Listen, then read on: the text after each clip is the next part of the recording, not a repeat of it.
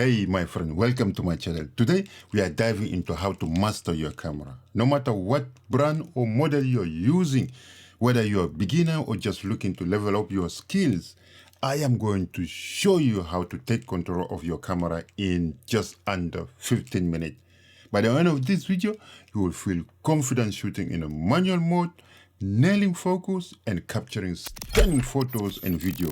So let's get started. First, let's get familiar with your camera. While every camera is different, most have the same essential features. This is the mode dial.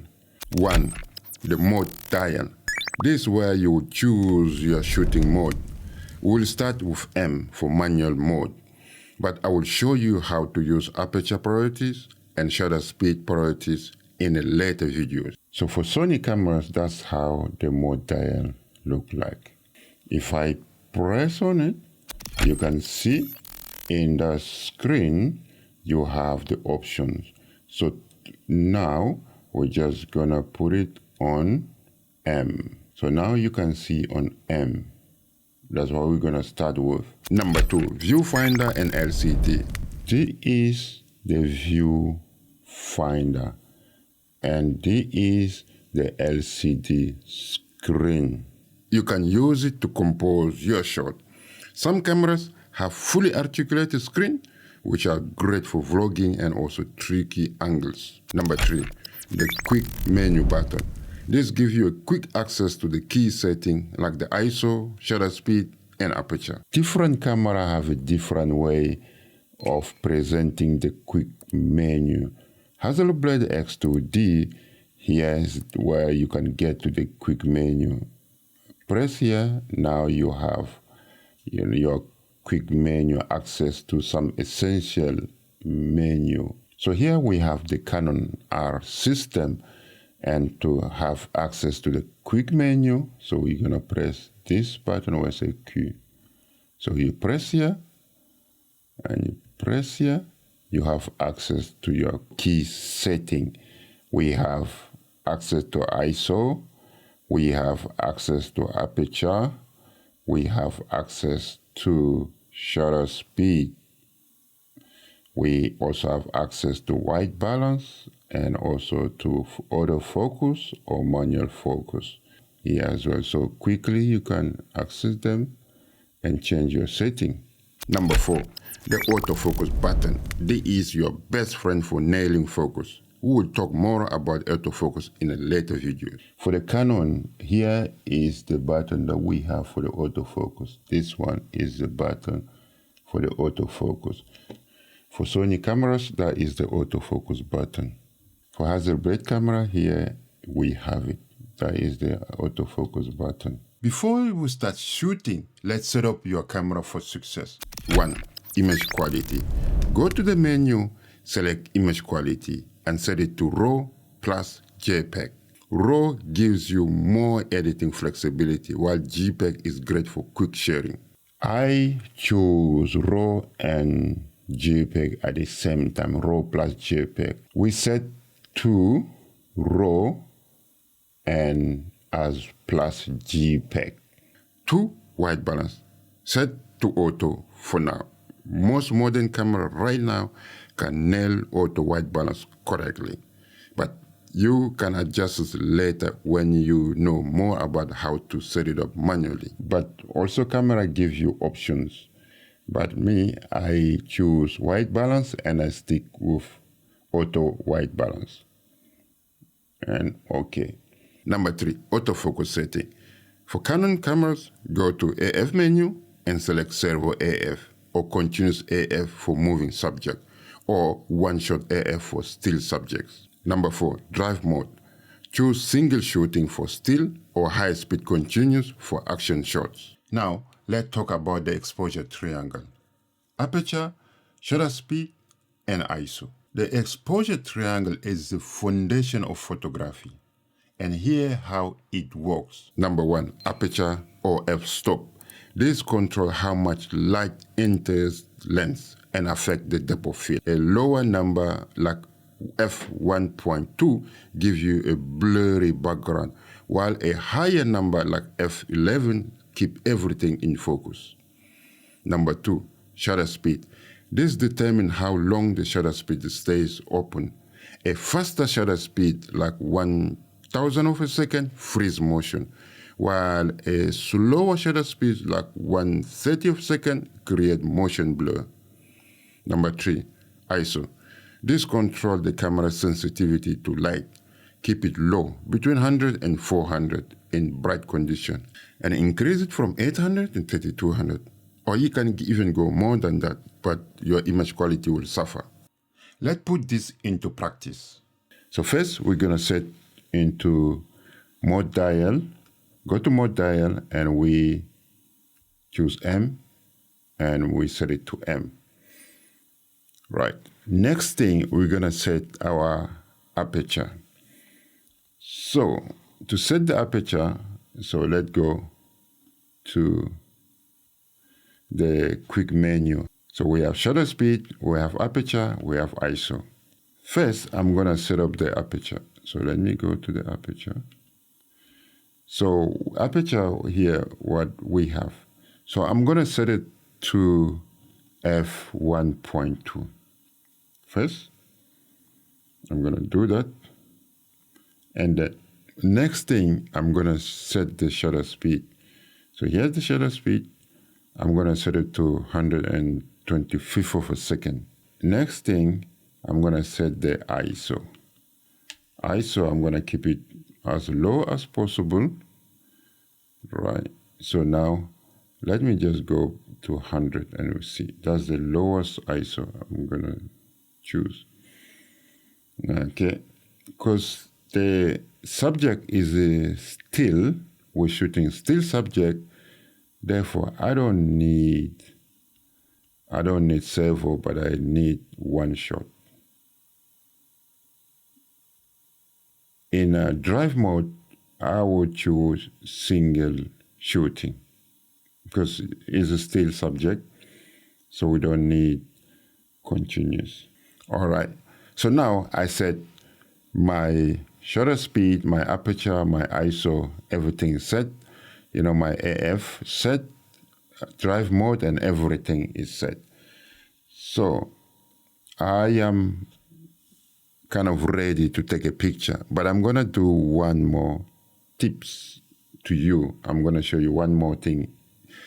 So I'm going to use the exposure meter to see if my exposure triangle is set correctly. So how you do it, you know the shutter button there, you have press it. I have pressed. When you have pressed it, you can see, you know, this scale from -3 to +3 and in the middle. The middle that's what the camera says to you, that you correctly expose. But if in the square at the bottom is in the left side of that square in the middle, that means you underexpose. But if this one is on the right, that means you're overexposed. So now it shows us that we are underexposed. So we need to adjust our exposure triangle again. So what I'm going to do here, let me show you. So here I am in a quick menu, right? My shutter speed, I want to keep it to 1/125th of a second. I'm going to keep it this way. My aperture, I want to keep it to 1.2. I'm going to leave it this way. So the only option that I have left to adjust is the ISO. Now my ISO is 100. So I'm going to increase the ISO.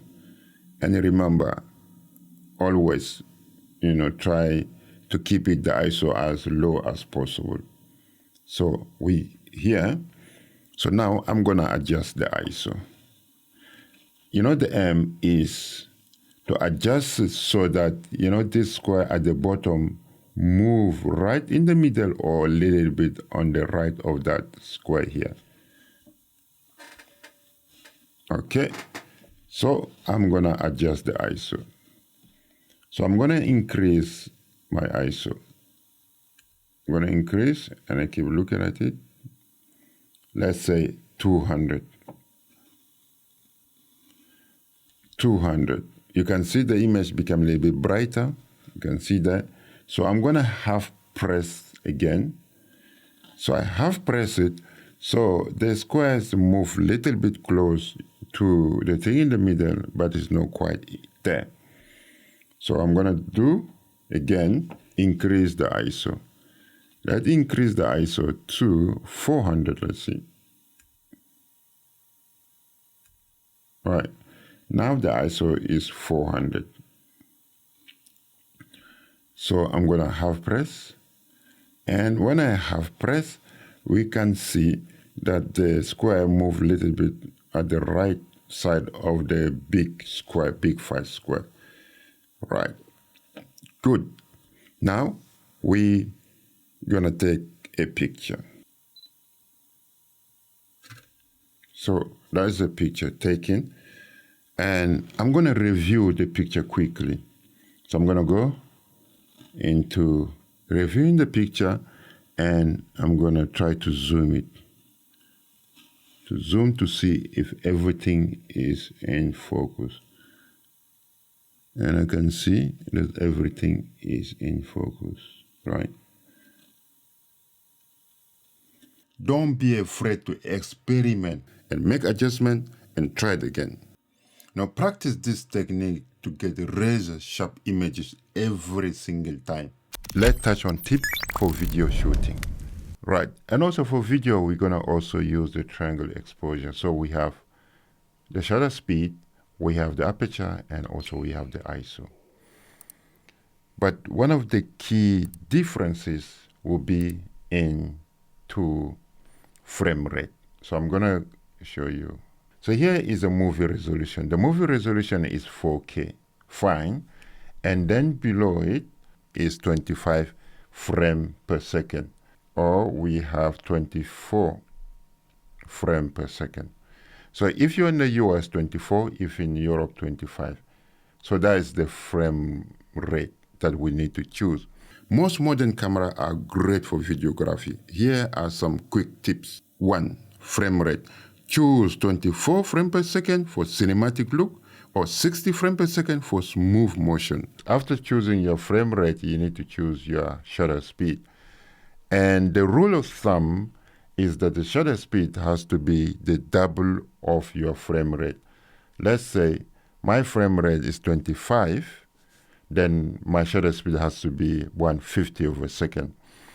If your frame rate is 24, basically it should be the double of that frame rate should be 48. But the issue that we don't have 48 here, so you choose the number that's really closer to 48, and the number closer to 48 is 50.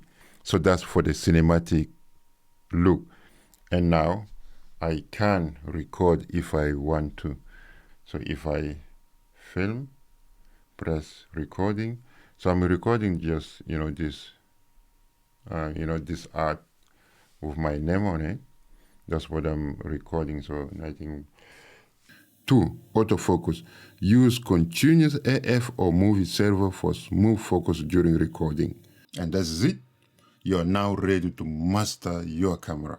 Thank my friend for watching this video. And if you find it useful, please give me a thumbs up. One thing, I want to reach 3,000 subscribers. So subscribe. And also for more photography tips. Now, grab your camera, get out there and start creating. Remember, practice makes perfect, right? May God bless you, my friend. Hakuna Matata. And I will see you in my next video. Don't forget to subscribe and like this video, right? Good.